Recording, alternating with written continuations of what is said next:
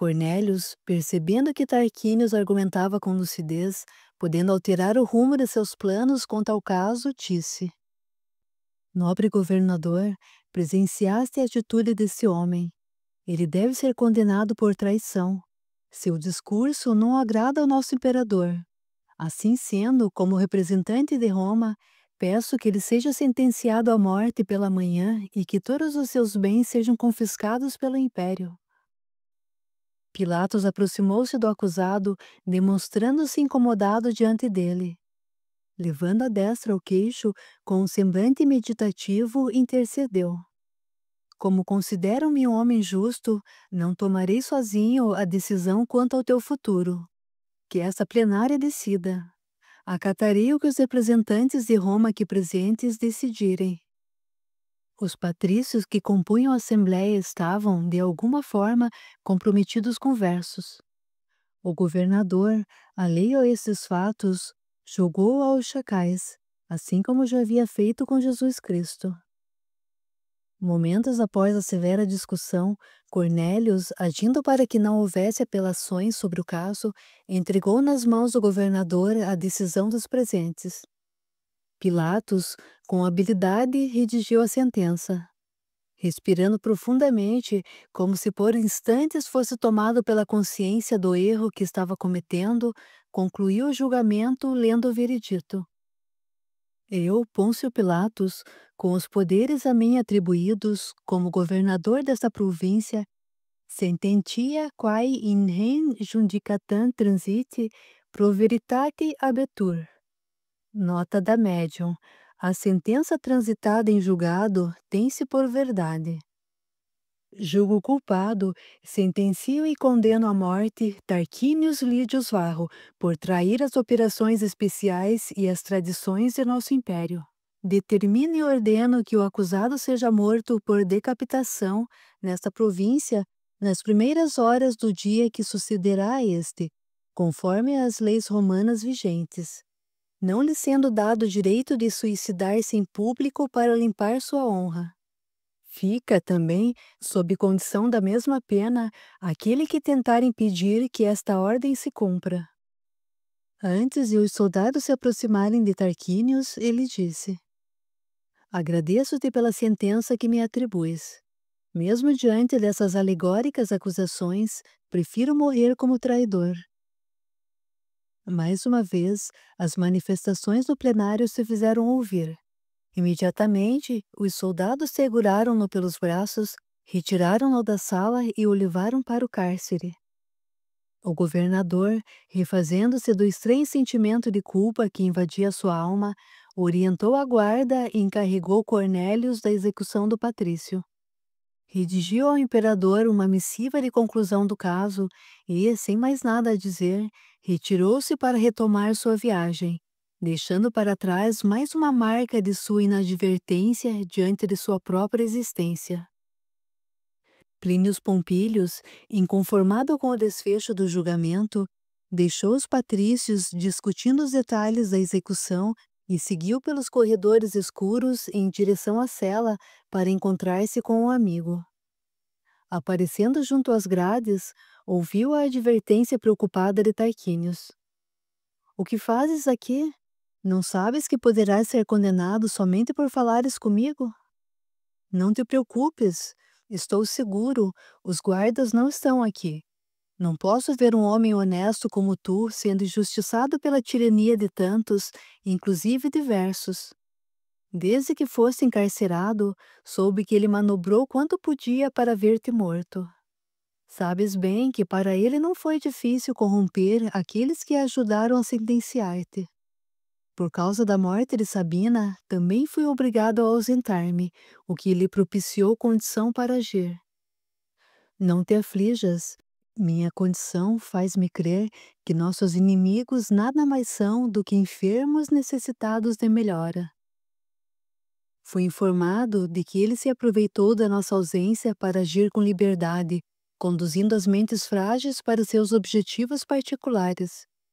Em tão pouco tempo de sua ausência, já podemos notar que a desordem estabeleceu-se e muitos se corromperam em troca de cargos e favores.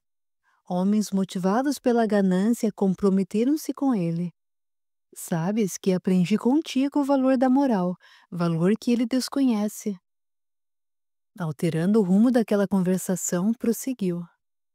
Perdoa-me, mas pareces tão distante de tudo o que relatei. No passado, por Roma, serias capaz de romper estas grades. Meu amigo, de fato, tudo o que disseste não me afeta mais. Não pertenço mais a essa sociedade. Afirmo que, depois de tanto tempo, consegui encontrar a paz que jamais senti em todos os anos de minha existência. Como falar em paz se te encontras nessa situação sem esperança? Sabina, inocente, foi morta e sempre falava-me desse Jesus. Demonstrou-se fiel a ele como jamais havia diante de nossos deuses. A mesma paz de que falas, ela também tentava, inutilmente, fazer-me conhecer. A esperança é viva em mim e confesso confiante. Hoje compreendo verdades que até recentemente não era capaz de compreender. O olhar de minha filha marcou minha alma. Sinto que enquanto eu vivia as ilusões do império e suas falsas impressões de poder, seria impossível conhecer os ensinamentos proferidos pelo homem simples que é o Mestre Jesus. Não consigo explicar, mas trago dentro de meu peito uma força que jamais senti. Aguardo a morte, e se assim forem os desígnios de meu caminho, que eles se cumpram. Dizem que estás ensandecido. Ainda acredito que poderemos apelar novamente a Roma e assim conseguimos a tua liberdade. Estou lúcido. Sabemos que tudo isso não passou de uma grande mentira, mas, no instante de meu total desespero, o Nazareno amparou-me. Não renunciarei ao que acredito, mesmo que custe minha vida. Que Deus me permita compreender a sabedoria de Jesus Cristo.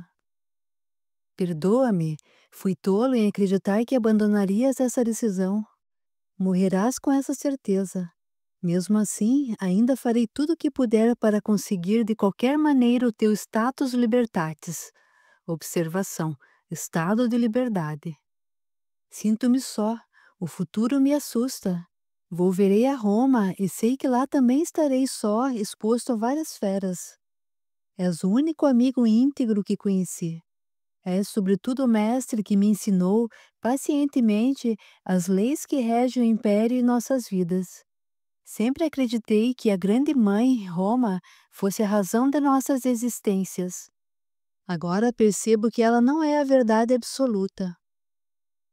Não estamos sozinhos. Estamos em constante aprendizado. Apesar de não conhecer os ensinamentos de Jesus, eu o considero o mestre e o bom professor que não abandona o aprendiz inexperiente. Ele está conosco. Quero um dia compartilhar dessas novas ideias contigo, pois tenho certeza de que Jesus ganhou um grande aliado, mas ainda não me sinto em condições. Aquela branda conversação foi interrompida por 2 soldados a serviço diversos. Plínio apertou a mão de Tarquínios e afastou-se rapidamente, levando consigo a impressão de uma força singular que emanava das palavras daquele novo convertido. De onde se ocultou, Plínio Pompílio pôde assistir distante ao martírio gratuito do amigo, que recebia, resignado, o impiedoso e severo açoite que quase o levou a uma morte antecipada. Antes de cair desfalecido, Tarquínio se manteve em fervorosa oração, redimindo-se de seus feitos, acatando as rudes sentenças da vida, consciente de que a nova estrada que seguia conduziria à sua verdadeira redenção. Plínio Pompílio se viu perturbado com os acontecimentos. Ao atravessar um dos jardins da sede do governo, foi interceptado por 2 homens que o arrastaram para trás de alguns arbustos. "O que querem comigo? Deixe-me em paz", disse ele, assustado, sem esconder o medo e após conseguir libertar-se. "Meu amigo, não tenha medo, sou eu, Marcelos, e este é meu filho. Estamos aqui porque precisamos de notícias de Tarquínios." "Quase me mataste de susto", reclamou Plínio, logo se refazendo. "As notícias que tenho não são boas." "Vamos, mas sejas breve." Por motivos desconhecidos, Antoninos não apareceu para o julgamento. Cornélios assumiu e Tarquínios foi condenado à morte. A execução será pela manhã. Como ele está? Estive em sua cela há pouco, mas, quando por lá estava, 2 homens o açoitaram sem misericórdia. Tarquínios estava muito abatido em consequência dos dias no cárcere, porém a situação agora está pior, pois ele está muito ferido. Sabes exatamente em que cela ele está e qual será a guarda responsável nesta noite? Sim, e, se bem te conheço, estás pensando em libertá-lo. O que pretendes? Quero ajudar no que eu puder. Pretendo retirá-lo de lá, farei isso custe o que custar. Se queres nos ajudar, então, enquanto eu e meu filho entramos para libertá-lo, tu distrairás a guarda até que tenhamos conseguido fugir. Conheço bem o que encanta um soldado. Trarei uma mulher e muito vinho. A guarda não resistirá. Assim tereis tempo suficiente para escapar. Já sabeis para onde ides? Sim, apesar de termos sido ignorados em nosso meio, refugiaremos-nos junto a corações misericordiosos aqui nessas paragens e futuramente definiremos nossos destinos. Marcelos, com astúcia militar, organizava a estratégia para salvar o amigo. Depois de combinarem os detalhes da fuga, os 3 patrícios puseram-se a executar o plano de salvamento, nele depositando todo o empenho e esperança. Horas mais tarde, Plínio retornou à sede do governo, trazendo vinho e uma dançarina, devidamente orientada por ele para exibir-se para o soldado que montava a guarda e embriagá-lo. Seguindo rapidamente pelos corredores, sem ser notado, Plínio avistou o homem que vigiava a cela de Tarquínios e caminhou a jovem para sua tarefa. Com astúcia, a mulher aproximou-se do carcereiro e disse: "A noite está quente. Queres matar a sede com um pouco de vinho?" O soldado, em princípio, rejeitou o convite, mas, com um pouco de insistência, ela fez com que o novato aceitasse o oferecimento.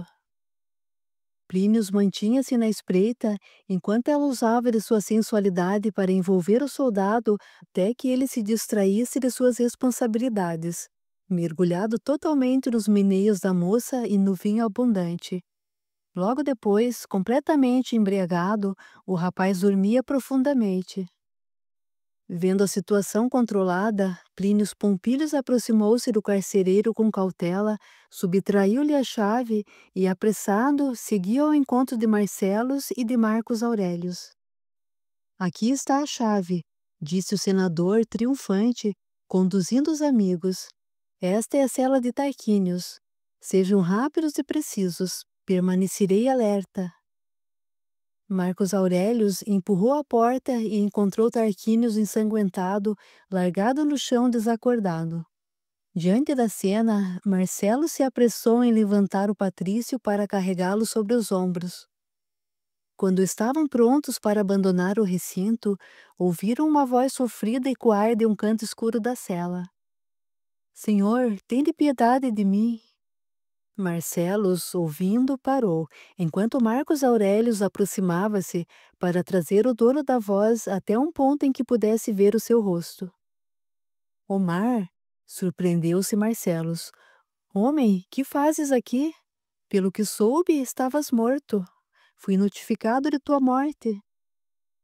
"Suplico-te misericórdia, Senhor. Leva-me contigo", disse o moribundo, que falava com dificuldade e se encontrava em estado lastimável. "Não tenho mais a visão e sei que logo morrerei. Deixe-me ao menos aliviar minha consciência, porque sinto-me responsável pelos sofrimentos de Tarquínios. Além do mais, perdi o que para mim era muito precioso, a tua confiança. Minha história é longa e necessito relatá-la antes de morrer.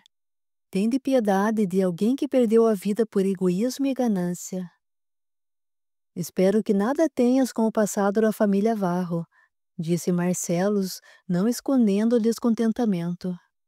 "Pelo estado em que te encontramos, sejam quais forem os atos que praticaste, a vida se encarregou de ensinar-te importante lição. Mas, sim, quero ouvir o que tens a relatar. Direcionando-se para o filho, prosseguiu: Se o deixarmos aqui, ele poderá nos relatar. Vamos levá-lo conosco. Marcos Aurelius obedeceu ao pai. Com seus músculos fortes, levantou o homem e colocou-o em seus ombros. Plínio Pompílios, acompanhando-os, encaminhou-os até os portais de saída sem que ninguém os percebesse. Enquanto Marcelos acomodava Tarquínio sobre o cavalo, o filho repetiu o gesto com Omar. Logo após, aproximaram-se do senador para se despedirem. Meu amigo, não te ouvides encher as vias públicas com o boato sobre minha morte. Serei eternamente grato pelo que fizeste por nós. Não sei se poderei retribuir-te esse favor, mas, enquanto viver, guardarei teu gesto em minha alma. Tenha força e faze conforme planejamos. Plínio Pompílios tinha o ânimo renovado. Sempre admirei a vossa amizade. Tu e Tarquínio, seu irmão, sem necessidade da comprovação consanguínea. Sou grato por poder, mesmo que momentaneamente, participar dessa família. São os únicos amigos que conheci.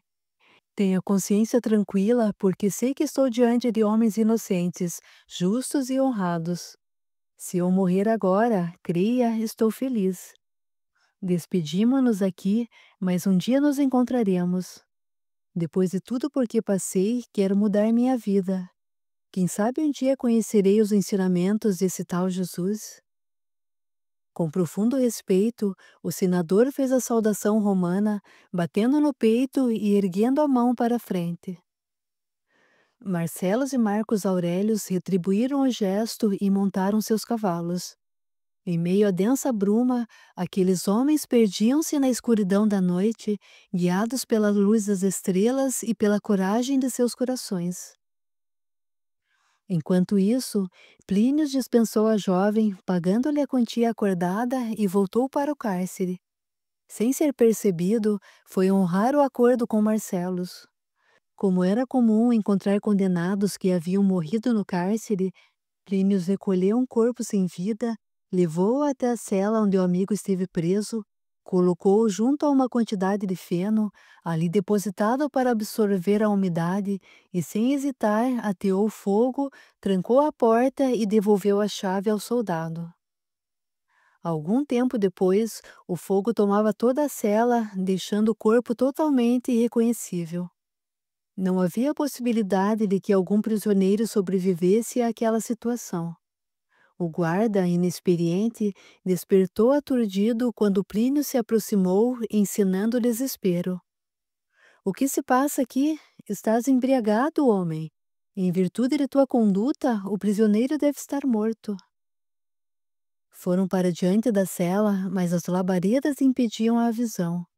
Alguns homens, orientados por Plínio Pompílios, tentavam, inutilmente, conter a fúria das chamas. O soldado, em desespero, disse: Senhor, não sei o que aconteceu comigo. É comum os demais fazerem brincadeiras com aqueles que montam guarda. Fui vítima de alguma delas. Tomei vinho demais e esqueci de minha responsabilidade. Fui fraco e cedi aos encantos femininos. Abandonei meu posto e posso afirmar que, pelo tamanho desse acidente, o prisioneiro dessa cela morreu. Matar-me-ão se desconfiarem que fui imprudente. Serei severamente punido. Eu suplico, tem piedade de mim. Farei qualquer coisa para não ter de enfrentar a fúria de meus superiores. Meu caro, és inexperiente. Serei misericordioso contigo e nada direi aos teus superiores. Diremos que foi um acidente incontrolável. Apontando para o corpo carbonizado do desconhecido, prosseguiu: que, infelizmente, levou Tarquínios à morte, sendo impossível salvá-lo. Após o incêndio ter sido contido, eles seguiram para notificar Cornélios da ocorrência. Plínio levava em seu coração um silencioso alívio por saber que Tarquínios, enfim, havia sido libertado. Enquanto isso, em uma sala reservada, Versos desfrutava das facilidades que havia conquistado.